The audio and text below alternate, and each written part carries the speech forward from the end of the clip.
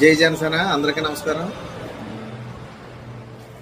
మన ప్రభుత్వం వచ్చిన తర్వాత, కూటమి ప్రభుత్వం వచ్చిన తర్వాత అందరూ కూడా మన ప్రభుత్వం మీద నమ్మకంతో జనాలందరూ ఓటేశారు.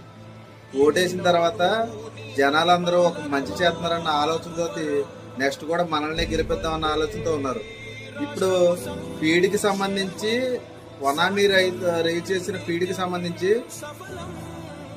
రైతులందరూ కూడా చాలా ఆనందంగా ఉన్న సమయంలో కుర్తివేని మండలం ఓన్లీ కుర్తివేని మండలంకి వచ్చి డైలీ 4 గంటలు కరెంట్ తీస్తున్నారు. కరెంట్ తీసేదే కాకుండా ఇప్పుడు రాష్ట్ర ప్రభుత్వం కేజీకి వచ్చి 1 కేజీ ఫీడ్కి వచ్చి 10 రూపాయలు పెంచింది.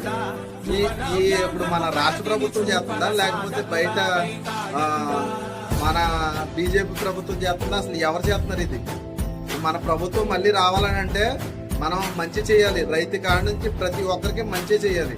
మంచి చేయకుండా ఇప్పుడు మమ్మల్ని మేము లోకల్ గా మేము ఉన్నాము, ప్రతి ఒక్కరు కూడా మమ్మల్ని అడుగుతున్నాడు, ఏంటి దారం వెళ్తా ఉంటే మా ముఖం చూసి మరి మీ ప్రభుత్వం ఇలా చేస్తుంది, ఆక్వా రంగంలో మీరున్నారు, మత్స్యకారులుగా మీరున్నారు, మత్స్యకారులు మీరుండి కూడా కేజీకి వచ్చి 10 రూపాయలు మేత పెంచేసింది, సరుకులు కొనుక్కున్న నాదుడు లేడు, ఇప్పుడు మన 50 రూపాయలు ఉంటే 30 రూపాయలు కొన్నారు రైలు అని చెప్పి మా మొక్కల మీద ఉమ్మొస్తుంది. మమ్మల్ని ఎవరి దగ్గర పెట్టుకోమంటారు? తలకాయ.